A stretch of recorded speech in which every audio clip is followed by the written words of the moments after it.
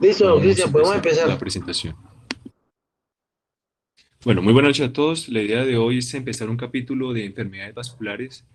La idea de hoy es hacer una introducción respecto a la patología de la malformación cerebral arteriovenosa. Este tema se va a dividir en varios fragmentos.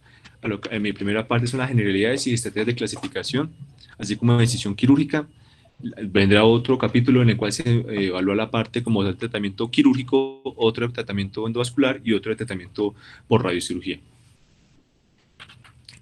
Entonces, siempre cuando planteo las charlas en el servicio, procuro responder ciertas preguntas que son importantes tanto para el neurocirujano en formación como para el especialista ya definido para intentar abordar una patología. En esta primera parte de la charla, las preguntas que quiero responder son las siguientes. Primero, la definición. Lo segundo, saber por qué surgen las malformaciones. Tercero, cuál es la importancia clínicamente de estas malformaciones, entendida la importancia como los escenarios de morbimortalidad secundarios a padecer esta enfermedad. Lo cuarto es cuáles son las herramientas que se han empleado para clasificarlas. Y asimismo propongo, o bueno, también opto por unos artículos que proponen algoritmos. Y lo último, que digamos que esta parte ya se va a responder en las siguientes charlas, es definir la intervención versus la no intervención de las malformaciones. Entonces, empecemos. ¿Qué es una MAP? Entonces, se considera una MAP como un shunt o una fístula, realmente es una fístula en el concepto anatómico patológico, que es anómala, no debe estar en el ser humano, directa entre una arteria o arterias y una vena o venas, realmente cerebrales, que van como característica también estructural importante, confluir o incluirse dentro de un nido vascular. Se entiende un nido vascular como un conjunto de arterias y venas displásicas que no tienen un congruente claro entre diferenciación entre sistema capilar versus extracapilar. Y también otro elemento característico de una malformación es que no tienen parénquima dentro del componente nidal. Entonces, vemos la diferencia en esta imagen entre un componente arteriovenoso normal, donde pues en cualquier parte del sistema de la economía humana hay un componente aferente, que es una arteria, un sistema de irrigación tisular, que está definido por la red capilar, y un sistema de recolección, que va a ser el sistema venoso. Eso pasa en cualquier parte de la economía corporal. Pero una malformación en sí es el escenario como el cual se genera una comunicación anómala directa entre el sistema arterial y el sistema venoso, que característicamente en ANMAP van a ser múltiples. Esta unión directa entre un sistema de alto flujo como un sistema de baja capacitancia genera diferentes mecanismos fisiopatológicos dentro de la red capilar adyacente a la patología per se, entre los cuales se manifiesta sobre todo el fenómeno de robo o de robo vascular. El fenómeno de robo vascular se entiende es que por fenómenos de resistencia hay mayor resistencia en sus circuitos capilares frente al shunt. La circulación cerebral va a ir a tender a fluir por este más que el sistema capilar. Entonces, los tejidos adyacentes a esta malformación van a cursar con un fenómeno de hipoperfusión y, como me explicaré más adelante en la fisiopatología, eso se va a volver un círculo vicioso donde ante mayor hipoperfusión se empiezan a generar factores angiogénicos adyacentes a los primeros shunt, con lo cual, aunque la fisiopatología aún no está muy clara, se forma el nido como desencadenante final de esta fístula. La causa no está clara, la causa no está clara respecto a cuándo sucede o cuándo ocurre una malformación arteriovenosa. Se asume que puede ser congénita o adquirida. Los que argumentan respecto a fenómeno congénito son principalmente los estudios antes de los 90 o, bueno, comienzos de los 2000. Y la última evidencia, digamos, reportada desde comienzos de este milenio, basado sobre todo en las neuroimágenes o imágenes avanzadas en componente fetal o componente embrionario temprano, muestran que los individuos en gestación no presentan malformaciones arteriovenosas, sino que su adquisición son en los primeros años de la vida o hasta en población adulta. Entonces, claramente no hay digamos, esta enfermedad es un espectro, no hay una etiología clara, única, que se compartan para todas las malformaciones, pero se ha descrito tanto en unos como en el otro. Entonces, ¿qué puede explicar eso? Entonces, hay varias hipótesis diagnósticas que intentan explicar esta divergencia. Los dos principales modelos genéticos que se encuentran para tanto en población humana como en modelos murinos son la telangiectasia hemorrágica y el síndrome de Sturge-Weber, que soportan un elemento genético. Estas dos patologías, como base o primicia, están asociadas a alteraciones como están en el gen, en el BEGN, el gen que se encarga de la estimulación endotelial vasogénica. ¿Sí? Este gen bueno, ese gen se encuentra implicado en una gran cantidad de patologías que se asocian a componentes como tal de promoción de la angiogénesis, no solamente en MAP, sino en otras enfermedades tumorales. Se ha visto como principal blanco genético evaluado para la explicación de este tipo de patologías. Entonces, rápidamente, esta es la única política que colocaré. Esto genético, lo que se sabe o lo que se conoce es que una arteria tiene un destino genético establecido y una vena tiene otro destino genético establecido, y eso se logra porque el factor como tal inductor de endotelio vascular tiene una predilección en ir más hacia las arterias que hacia las venas por unos receptores que tienen los endotelios de la arteria que no lo tienen los endotelios de la vena. Entonces, eso permite que la arteria se vuelva arteria y que la vena se vuelva vena. ¿Qué pasa en una MAP?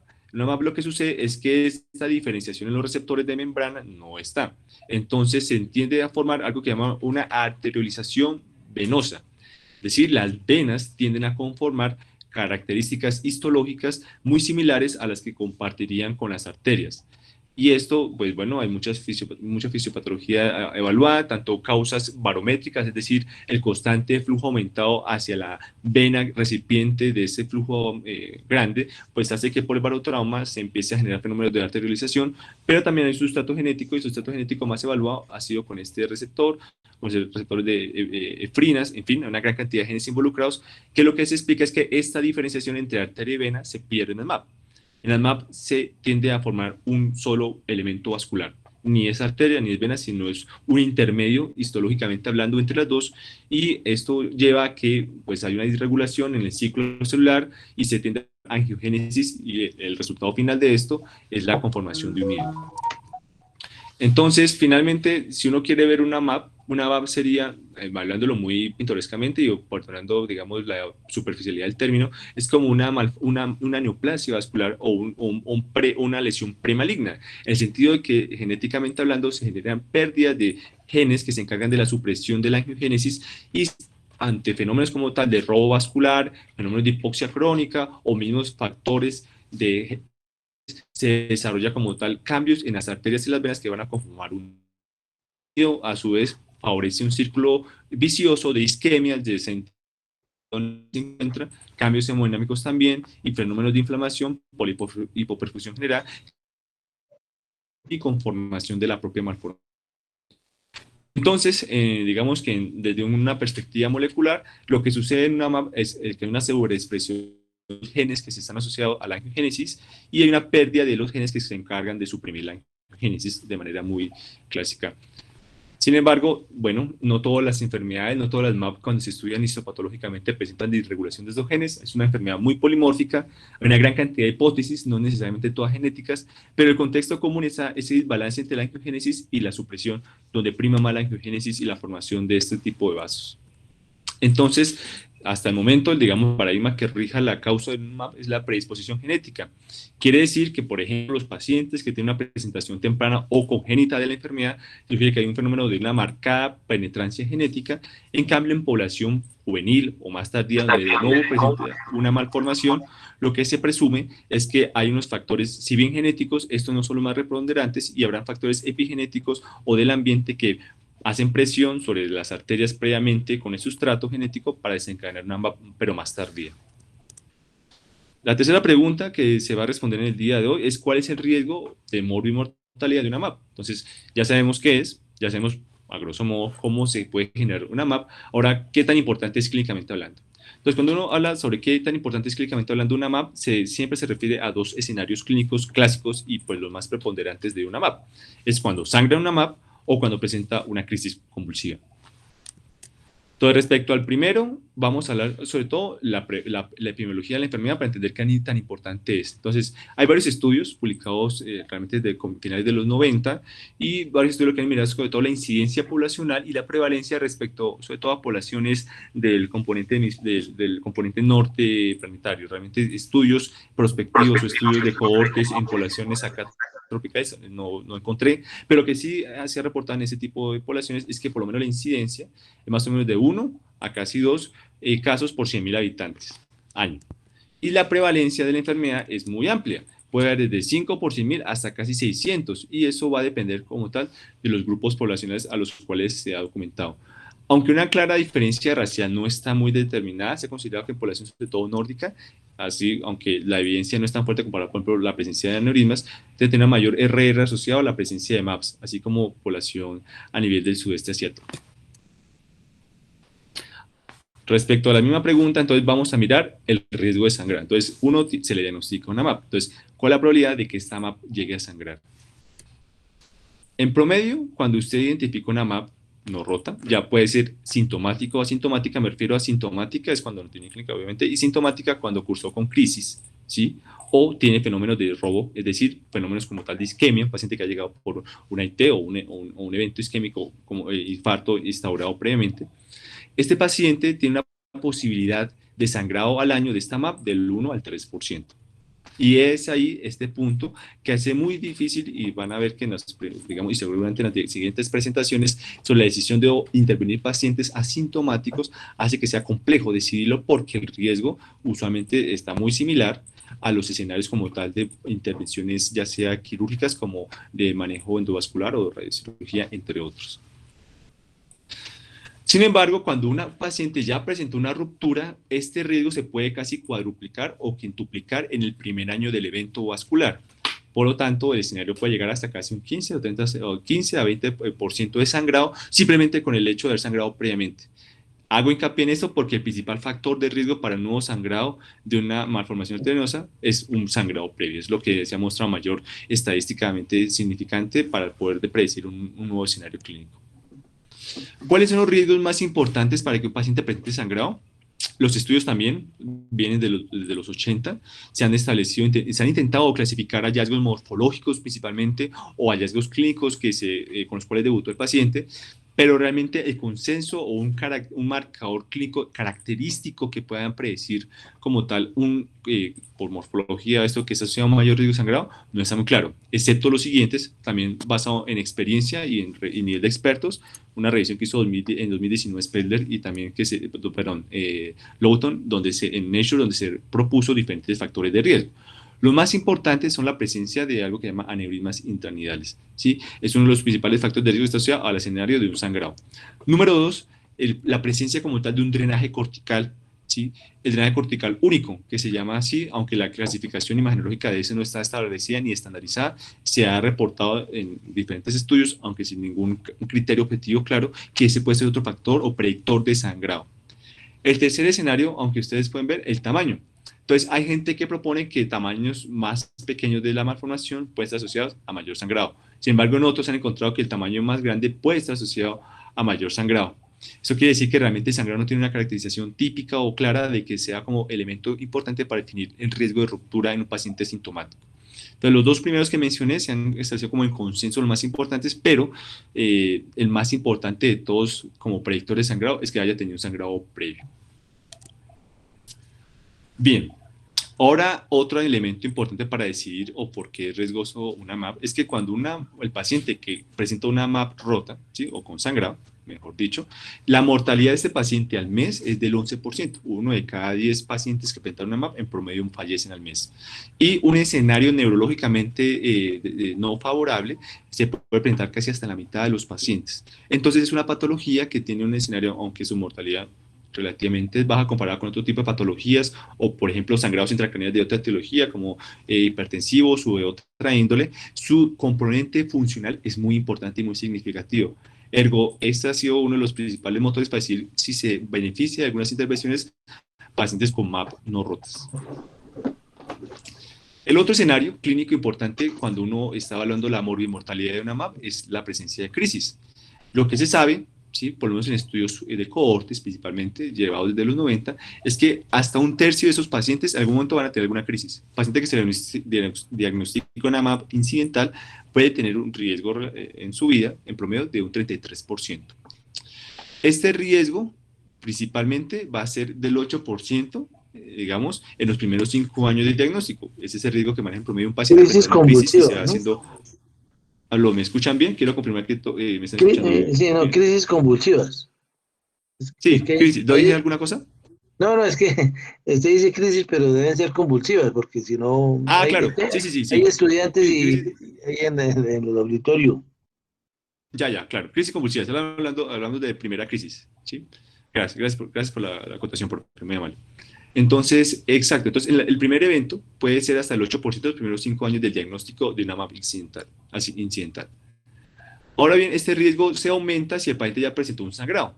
Y este sangrado, si sobre todo se genera en áreas como el lóbulo temporal, tiene un riesgo casi hasta el 23% de presentar una crisis si el sangrado pues, se botó previamente.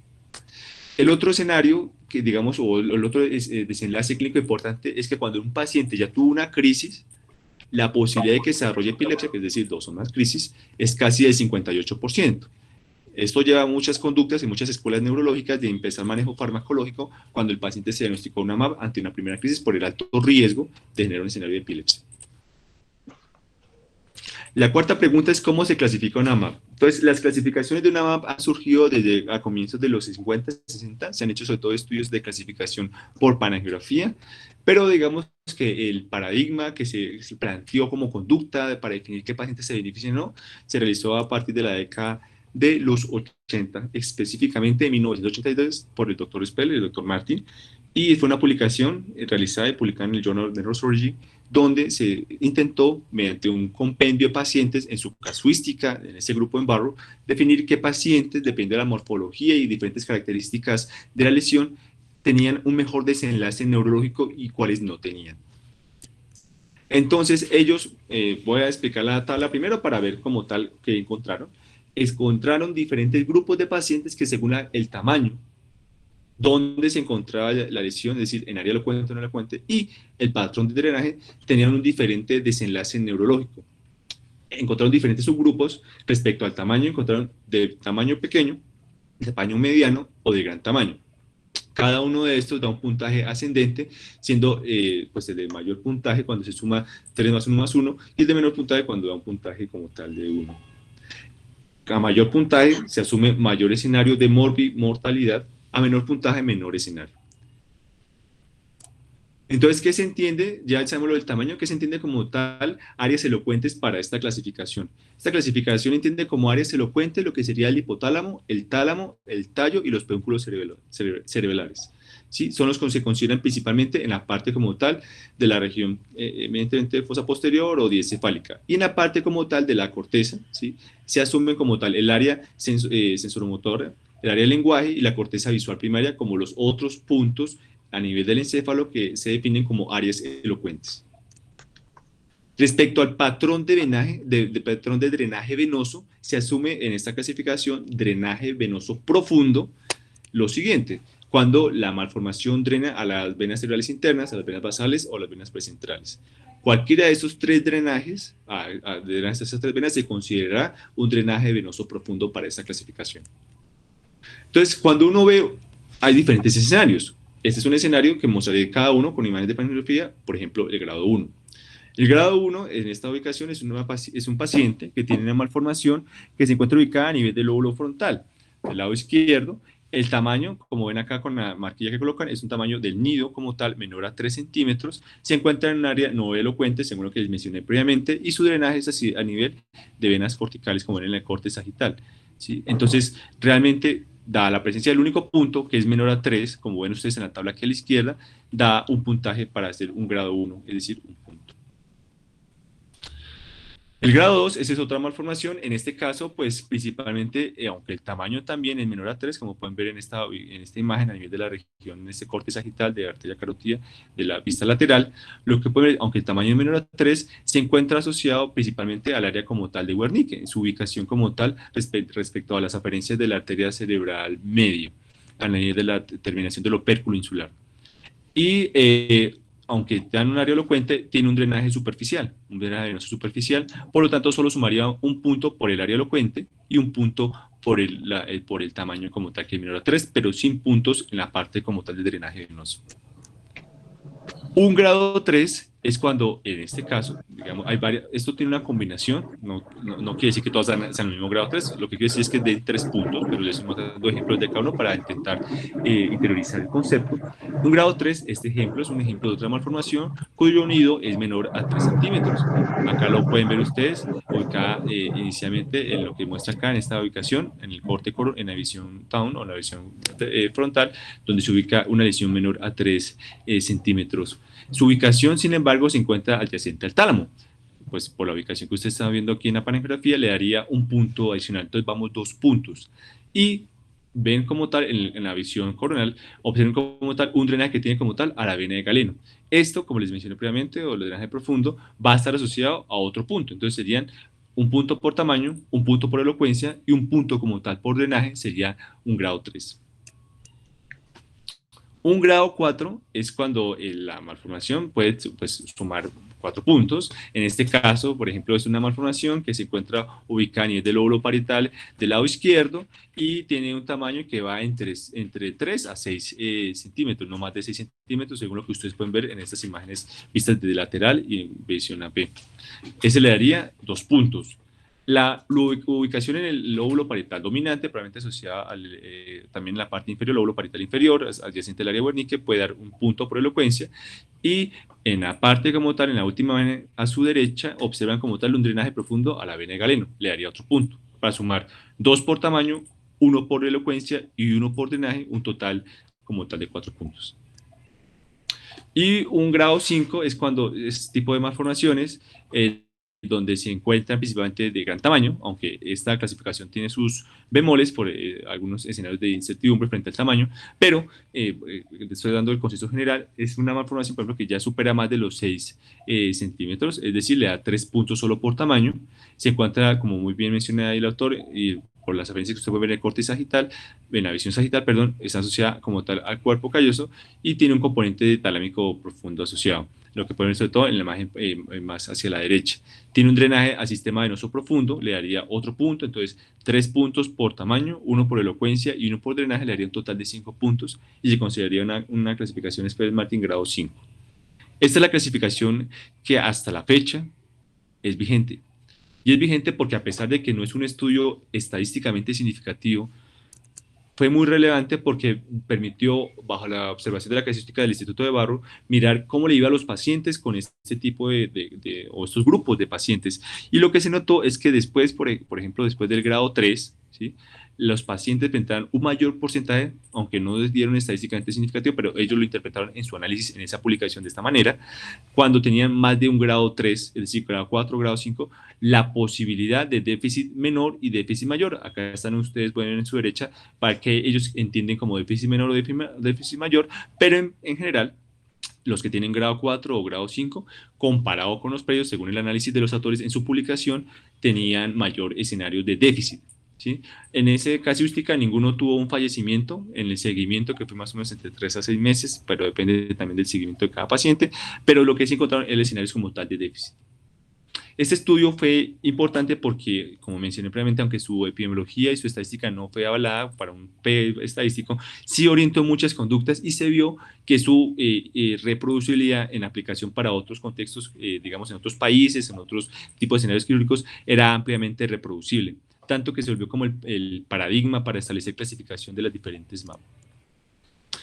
A partir de esa clasificación, que es la que les estoy mostrando acá, que hemos discutido previamente, pues se ha intentado mirar con mayores estudios y diferentes análisis los predictores de riesgo de déficit neurológico.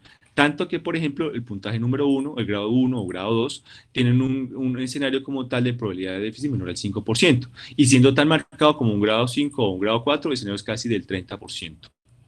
Se propusieron diferentes clasificaciones más operativas porque una de las falencias, entre comillas, de esta clasificación es que finalmente no daba claridad frente a qué pacientes se debían operar o que no se debían operar. Entonces, la clasificación Speller-Ponce lo que buscó fue clasificar estos pacientes en diferentes clases o grupos, orientando las conductas frente a este tipo de grupos. Los dividió finalmente en 3 grupos donde encontró diferentes desenlaces adversos, es decir, desenlaces adversos entendidos como un escenario de déficit neurológico, un N ranking mayor a 3, Y lo que encontró es que cuando estaban, por ejemplo, los grupos grados 1 y 2, el escenario como tal adverso era relativamente aceptable, es decir, un 8%, pero cuando era B o C, el escenario se duplicaba respecto al previo. Finalmente, bueno, han salido una gran cantidad de clasificaciones, la clasificación de Buffalo, la clasificación de Seattle, pero una que se aplicó hasta la de Lowton. Hay una gran cantidad de clasificaciones que se han propuesto para hacer operativo un abordaje de clasificación de las MAP, pero otra, digamos, que se promueve o que realmente ha tomado conducta, sobre todo en diferentes tipos de escenarios que no se contaban antes y que era preponderante, por ejemplo, la edad, era la escala suplementaria social. La escala suplementaria es una, como su nombre dice, suplementaria a la primera escala que les mencioné. Se puede tomar aparte o se puede sumar. Cuando se suma se le llama suplementaria. Y lo que involucra son tres escenarios o tres, digamos, tres variables más a las que ya vimos. Uno, la edad, ¿sí? La edad es un factor como tal que orienta en la posibilidad a mayor edad, peor desenlace. El otro escenario como tal es la presencia como tal de ruptura o no ruptura en en la presentación clínica del cuadro, siendo cuando no está roto o cuando está roto un puntaje u otro. Y el nudo, si la morfología del nudo es difusa o no, asumiendo como la presencia de un nudo difuso, ¿sí? Un peor desenlace. Entonces, ¿qué encontraron ellos? Es que cuando sumaban los puntajes que tenían acá, ¿sí? Cuando sumaban los puntajes que tenían acá con estos, se encontró una mayor discriminación de pacientes, sobre todo por edad. ¿Cuál era la crítica, sobre todo con este primer estudio, con el de Spence Martin? Es que la edad no se tenía en cuenta como un desenlace neurológico importante y al incluirla podían discriminarse y meterse pacientes quirúrgicos cuando en la anterior clasificación no era factible. Vean ustedes, por ejemplo, que por encima de 5 a 6 puntos, la probabilidad de un desenlace neurológico no favorable, es decir, un M-ranking mayor a 3, va subiendo. Se preguntarán cuando hay 10 puntos por qué no hay desenlace, porque el estudio no tuvo un suficiente valor o suficiente número de pacientes con 10 puntos para poder incluir un riesgo estadístico de desenlace neurológico desfavorable. También se han planteado escalas, sobre todo para el desenlace, en pacientes cuya estrategia no sea quirúrgica. La anterior, esas escalas que mencioné previamente son en conductas quirúrgicas, ¿sí? Los estudios su espíritu fueron hechos en cuando se lleva a cirugía. Pero por supuesto, como eso lo hablaremos en siguientes charlas, se han propuesto diferentes modalidades de tratamiento para las MAP. Una de estas es como tal la radiocirugía. Y se ha intentado ejecutar también escalas que predigan ¿sí? El riesgo de algún desenlace, en este caso ya sea favorable o desfavorable para esta intervención. La escala de Virginia es una escala que promueve también casi un símil a la de Spence Martin y lo divide también en diferentes grupos, pero tener en cuenta que aquí lo que no incluye es como tal es como tal el drenaje, sino que la presencia como tal de hemorragia. En este caso, cuando tiene mayor puntaje, la posibilidad de que el paciente le vaya mejor es baja. A menor puntaje, mayor probabilidad de que la radiocirugía tenga un M-ranking menor a 3. Vean ustedes, por ejemplo, puntajes de 0 tienen un desenlace neurológicamente favorable hasta el 83%. Y desenlaces con puntajes de 4, pues el desenlace es evidentemente menor.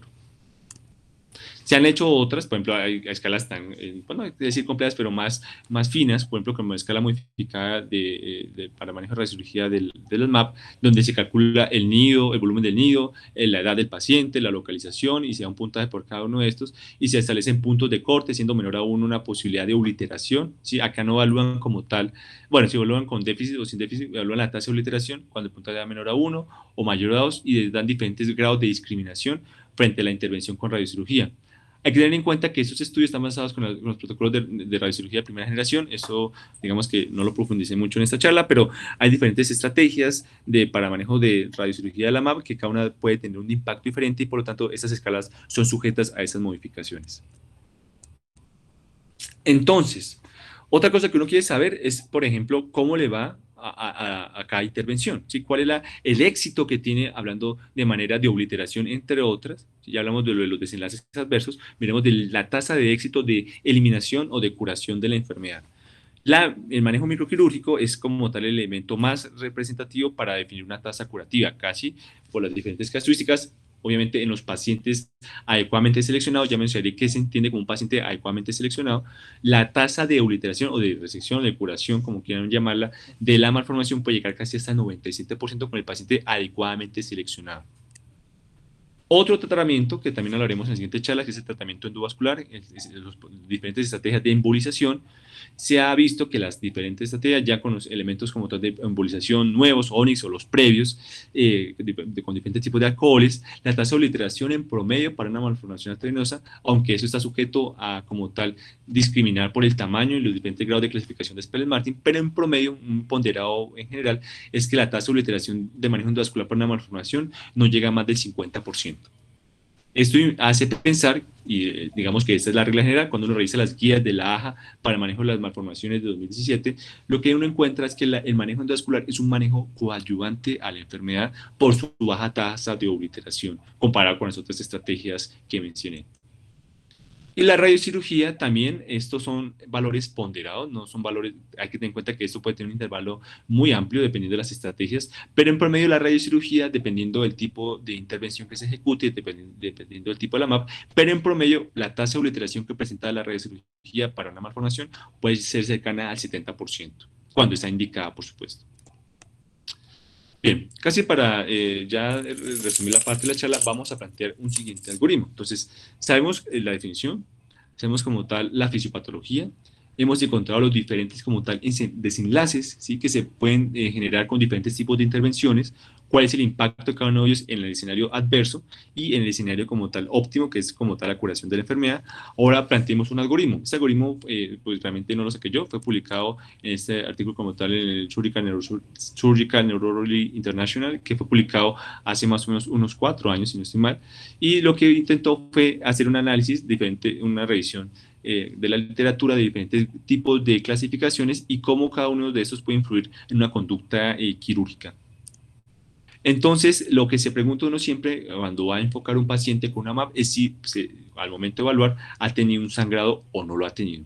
Si presenta un sangrado, ¿sí? Si presenta un sangrado, entonces lo que importa es definir la emergencia de sangrado, es decir, si tiene un hematoma con efecto de masa, en fin, la emergencia con la cual se genera el sangrado, de resolverla y esperar, ¿sí? Como tal, esto es debatible, esperar y hacer como tal si tiene un proceso de rehabilitación. Y la siguiente pregunta que uno se hace es si está en un estado neurológico aceptable o no. Si el paciente como tal tiene un estado neurológico malo, lo que se propone, cuando se refiere malo es un M-ranking mayor a 3, para que lo dejemos estandarizado, es observar al paciente y hacer seguimiento para mirar si su condición mejora y se vuelve candidato a cirugía, o si no, dejarlo simplemente en observación. Cuando el paciente tiene un sangrado, se generó como tal su proceso de rehabilitación, esto es debatible. ¿Cuándo operar una MAP? Cuando se rompió, eso también es un escenario que es discutible, pero bueno, para eso se puede proponer 4 o 6 semanas, eso puede ser menos, depende del contexto clínico, de la emergencia también, ¿sí? Pero cuando el paciente no tiene un escenario neurológicamente desfavorable, lo que se busca como tal es que se ejecuten escalas que permitan como tal filtrar al paciente por escenarios más que simplemente el Spellman, es decir, incluir la edad, incluir como tal el tamaño del nido para poder caracterizar si el paciente se beneficia o no de cirugía. Bueno, volvamos ahora a cuando se encontró como tal un escenario donde no hubo sangrado. Entonces, cuando el paciente no presentó un sangrado, se clasifica por el estándar principal, que es Spellman-Martin, y se proponen para esta escala lo mismo que se proponía para la de Ponce, que son 3 grupos. El grupo que sería 1 y 2, el grupo 3 y el grupo 4 y 5. En este caso, el grupo 1 y 2, como regla general y basado también en las guías de la Asociación de la AJA, publicadas en 2017, se considera que el manejo de elección es la microcirugía por su mayor tasa de obliteración y de curación de la enfermedad. Cuando el paciente presenta una clasificación de 4 o 5, lo que se recomienda es su observación y el seguimiento clínico definirá si se beneficia de manejo multimodal, pero entre un enfoque, por decirlo de manera muy clara, paliativo. Eso es una palabra que puede ser un poco chocante, puede que no necesariamente es así, pero digamos que el espíritu para este algoritmo fue ese. Cuando el grupo es un grupo intermedio, el grupo B, o el Spellman Martin tipo 3, lo que se propone es también hacer una filtrar con las diferentes escalas que den un mayor grado de discriminación frente a la edad principalmente. Entonces, cuando una combinada, ¿sí? De 6 o menos 6, lo que se propone es que si el paciente tiene un grado 3 y la combinada es menor a 6, se beneficia como tal de manejo microquirúrgico o un manejo coadyuvante, es decir, un manejo donde no solamente la microcirugía sea importante en el tratamiento de la enfermedad, sino que puede hacerse un manejo previo de embolización o un manejo, digamos, de embolización más radiocirugía. La elección del tratamiento dependerá de cada paciente. No todos los Spellman-Martin tipo 3 van a manejarse el mismo. Depende si, por ejemplo, está en ubicación elocuente o no está elocuente, las apariencias, en fin, eso lo discutiremos en siguientes charlas, pero lo que sí quiero dejar como espíritu de esta parte del algoritmo es que las de grado 3 van a requerir un manejo principalmente combinado. Respecto a la última parte que quiero mencionar, que es intervenir versus no intervenir, esta es una parte que es muy álgica, ¿sí? Es una parte muy álgica como tal para la charla. Lo que sí hay que tener en cuenta es que, bueno, hay varios estudios que han intentado responder esto, el clásico y el muy debatido, el estudio Aruba, publicado en Lancet, y el estudio de Sabin, este fue publicado en 2012. En términos de estos dos estudios, lo que miraron fue dos escenarios, ¿sí? Pacientes con una MAP asintomática, y hacer manejo médico más manejo como tal ayudante. El manejo ayudante se entiende como tal con intervención, principalmente la principal intervención que se evaluó fue manejo como tal endovascular. Lo que se encontró, por ejemplo, el estudio Aruba encontró en un seguimiento es que tuvo que separado, no cumplió el tiempo de observación máximo que se había propuesto para el estudio porque se encontró una diferencia casi del RR del doble en los pacientes que tenían manejo de intervención versus manejo médico en la presencia de infartos, ¿sí? La presencia de infartos cerebrales asociados a como tal intervención. Por lo tanto, se paró. Y lo que hicieron ellos fue realmente hacer un análisis post hoc. Después cogieron un grupo de pacientes, lo siguieron por más tiempo y se dieron cuenta que ese riesgo era mayor hasta los 5 años como tal. ¿Por qué fue debatible este estudio? Este estudio fue debatible porque tuvo un crush más muy importante de tipo de pacientes. Otro grupo es que la reautorización involucró ciertas estrategias de tratamiento que no eran recomendadas para ese principio, es decir, pacientes que posiblemente eran manejados solo para tratamiento quirúrgico fueron llevados a otro tipo de tratamiento que quizás su desenlace o su morbilidad era mayor, entre otros. El Sabin encontró algo relativamente similar, realmente no encontró fue diferencia en pacientes que se encontraran asintomáticos. Estos dos artículos son, digamos, han tenido un gran debate en la última década, bueno, en la década pasada, ya para llegando para esta década, porque pues cuestiona o, digamos, rompe un concepto claro de cuándo interviene un paciente cuando se encuentra en una MAP incidental, ¿sí? Digamos que las MAP que tienen alguna clínica importante, las MAP que tienen alguna clínica importante, me refiero a sangrado o crisis, por lo que les mencioné a ustedes previamente en las estadísticas mencionadas, tienden a ser las MAP sintomáticas más proclives a ser operadas.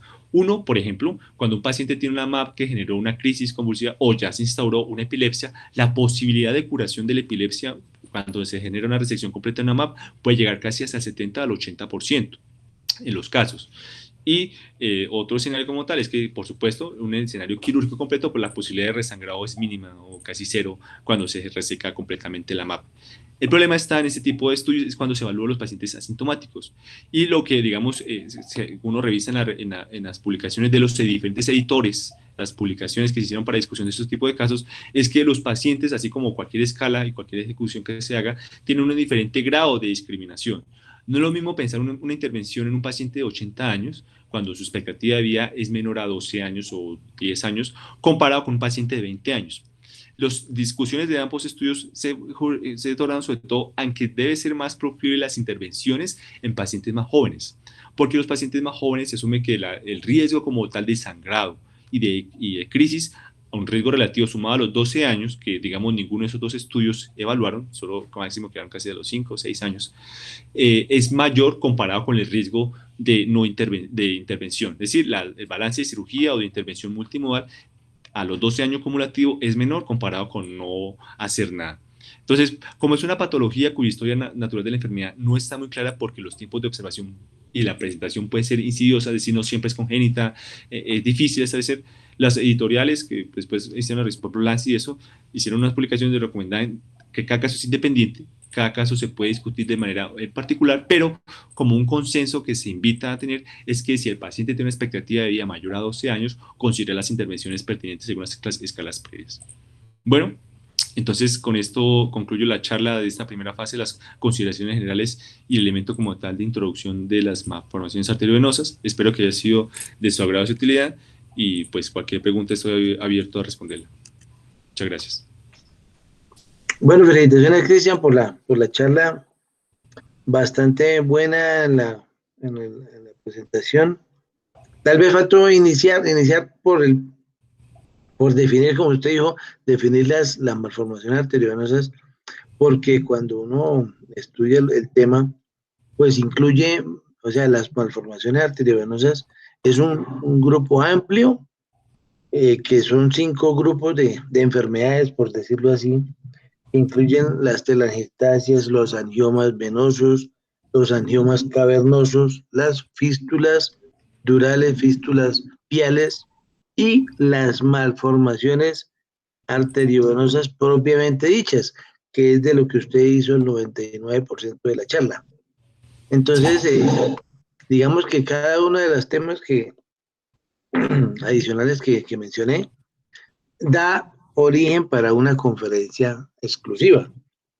Pero muy bueno el tema que usted tocó, la clasificación de Spelling-Marlin, que desde el año 86 que la presentó, o sea, hace 36 años, sigue vigente y es la que tenemos que aprendernos para el manejo diario de nuestros enfermos. Yo sé que la frecuencia, como usted lo dijo, es bastante rara, infrecuente. Nosotros estamos operando por ahí unos 2 casos al año en los hospitales comunes, pero son enfermedades desafiantes y difíciles. La mayoría de los casos se están remitiendo para manejo endovascular o para radiocirugía. Bueno, dejo abierto la charla para los colegas que quieran participar de la reunión. Buenas noches, doctor Cristian. Julián, ¿cómo está? Hola, mijito, ¿cómo está? Una pregunta. Pasa es que siempre se ha hecho énfasis en tamaño, localización y drenaje, pero me llama la atención y pues no sé, pues no he leído al respecto, no he encontrado nada. Es si tiene alguna incidencia o algún tipo de importancia el vaso nutricio de la malformación en cuanto a la sobrevida o al riesgo de ruptura o al riesgo de sangrado. Ya, bueno, entiendo como vaso nutricio la arteria deferente, ¿es correcto? Preguntas por eso, Sí, ¿sí? sí, sí, sí, la arteria aferente, es decir, el vaso nutricio Sí, de la sí, arteria. esta es muy buena pregunta. Realmente, las clases que revisé, ninguna ejecuta como un valor estadístico o puntaje. Por ejemplo, si depende de la cerebral anterior, o de cerebral media, o de la basilar, realmente no hay, pero por lo menos de lo que he visto con los profesores con los que he estado rotando en el servicio, esto influye demasiado en las diferentes conductas. También, por supuesto, probablemente porque cada arteria está asociada a un territorio vascular importante y unas tendrán mayor representación de áreas elocuentes, otras no. Entonces, quizás indirectamente la escala lo toma en cuenta, pero por supuesto sí obviamente se analiza mucho diferentes apariencias para saber cuál embolizar primero, cuál no. Pues yo no tomo tanto digamos que esta charla es más de generalidades, eso se va a tomar en siguientes charlas como para no meterme en las siguientes charlas que serán a continuación de las malformaciones, pero por supuesto es un elemento muy importante decidir cuándo o no operar o de qué manera intervenir un paciente. Pero no está estandarizada una escala frente a eso, o por lo menos de lo que encontré. Si alguien encontró algo, por favor me corrige. Gracias. Bueno.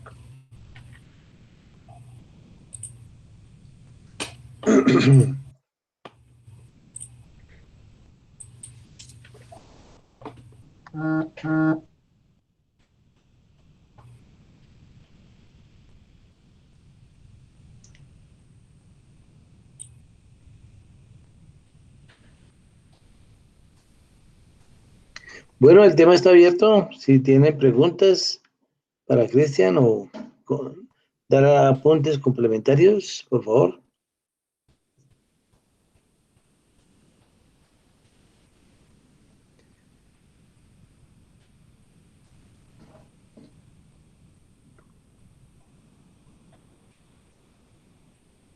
Bueno, si no hay más datos, entonces damos por terminada la reunión y nos vemos el jueves próximamente. Muchísimas gracias y estaremos continuando con el temario. Que Bueno, muchas descansen. gracias a todos. Hasta luego.